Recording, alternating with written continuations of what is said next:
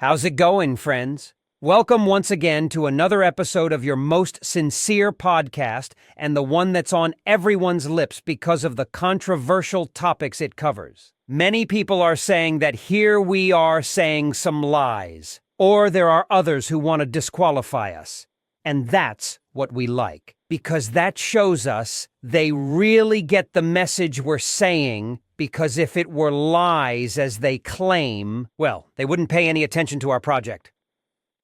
Today, I'm going to tell you about the capture of the Mayito Gordo, and also share some aspects and details about how his personality is like and some experiences he had to go through. First, let me introduce, he is Ismael Zambada Imperial, better known as Mayito Gordo, M. Gordo, or the One. But for those closest, he's simply known as the Gordo. What can I tell you about this character? Well, as you've seen, he's very photogenic, since I think he's one of the offspring of the Poscas, which have more photos circulating on social media. And the reality is that he didn't show off or seek to attract attention, much less. It's not about showing off. It's just who he is. He did not hide or cover up. And he never said no to a photo, because it was something he didn't care about. And it's not like he was trying to act important like others who cover their faces to seem important, when in fact, there's no obvious reason to cover up. There are also other characters who shouldn't take any pictures, but that's how El Gordo is. He's always ready for a picture, and many of the photos online are because he uploaded them to his BlackBerry pin, and his friends would steal them and pass them around, and that's how it was. That there were a bunch of pictures of M. Gordo circulating on social media. Here I show you a picture of him.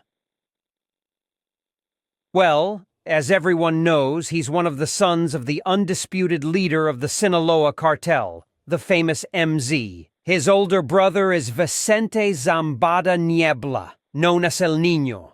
Also another brother a bit older than El Gordo, Ismael Zambada Siqueiros, El Mayito Flaco. And as a younger brother, Serafin Zambada Ortiz, whom his siblings confidentially call El Pepas. All right. Obviously, he has several younger sisters and brothers, but since they are not from this environment, I won't mention all the siblings. El Gordo was the closest to Vicente. From him, he acquired a taste for motorcycles, has an exaggerated vice. He loves them and has all kinds of motorcycles, some very expensive, and they went on tours all over Mexico. He has various styles, sports, cross, chopper, for traveling, like, for example, once, the El Gordo was with his wife, and on another bike was a worker from El Gordo, also with his wife, and they went from Sinaloa to Yucatan and Quintana Roo, to the other end of Mexico, passing through many states that were controlled by those of the last letter. And other states that were controlled by other organizations went through one side of Mexico and returned through the other. For example, we could say he went by way of the Atlantic and came back by way of the Pacific, so to speak. And before that, he told his dad he was going on that trip, and his dad told him he was crazy. But he already knew him, and knew he was going to do it anyway, so he better. Told him not to tell him anything about how he was going to do it, or where he was going to go, that it was better if he didn't know anything, just to take good care of himself. And gave him his blessing. He said to him, "Don't tell me anything. I'd rather not know to avoid worrying. God bless you and take good care of yourself. Hopefully you'll return safely." Here I show you a photo of El Gordo on one of his motorcycles.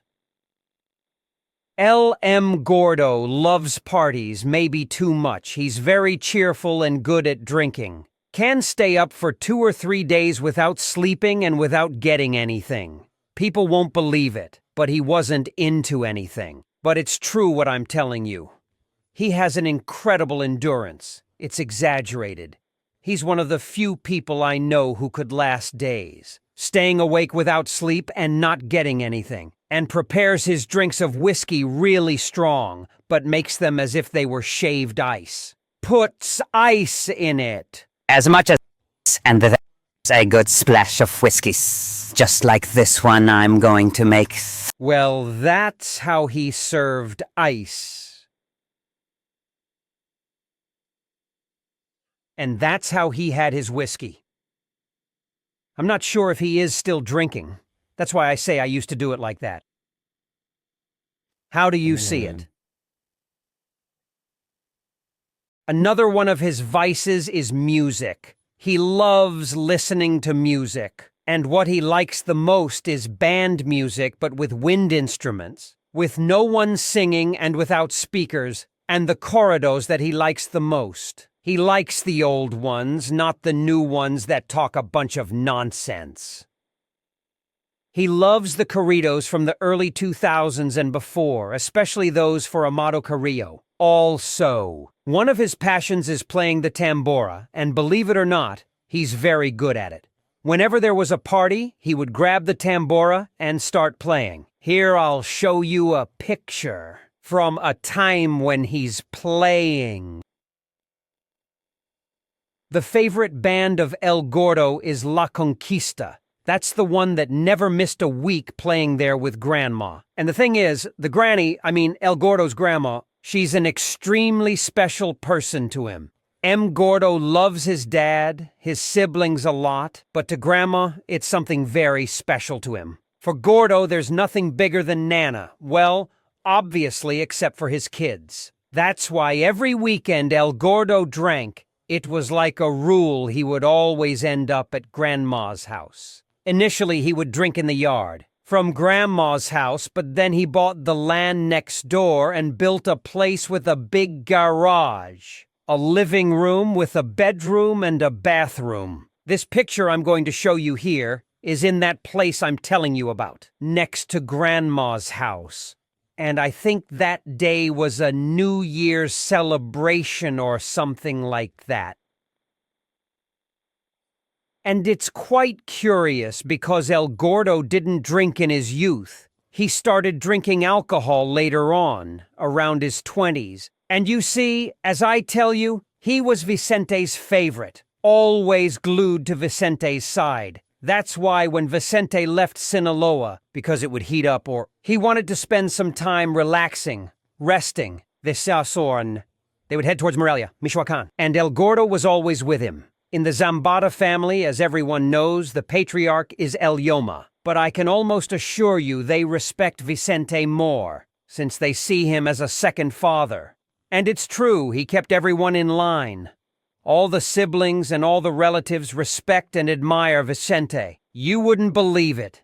That's why I say they see him like a second father. He traveled a lot around the world to Colombia, Europe, many places. He really toured around. Here I'm going to show you another picture from one of those vacations to the Altada beaches, totally drunk, crazy, and after an all-nighter. And on the way back, the police were chasing him. And back in those years, there were not a lot of armored Lincolns. And the police called Vicente. And Vicente knew that the car belonged to his brother Gordo. And so he called him scolding, asking what's up, why the police were after him.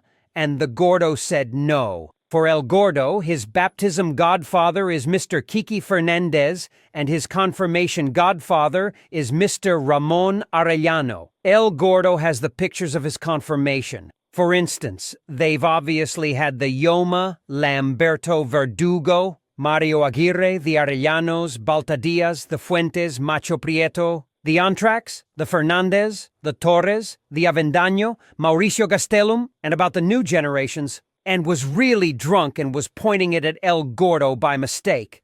It wasn't on purpose. Well, a shot accidentally went off and everyone got scared because he left everyone deaf inside the truck. And Gordo immediately started to check his body to see if he hadn't been hit, because they had pointed at him moments before. And thankfully he didn't hit anyone, but it hit the floor of the truck instead. From there, where all the Antrax would gather.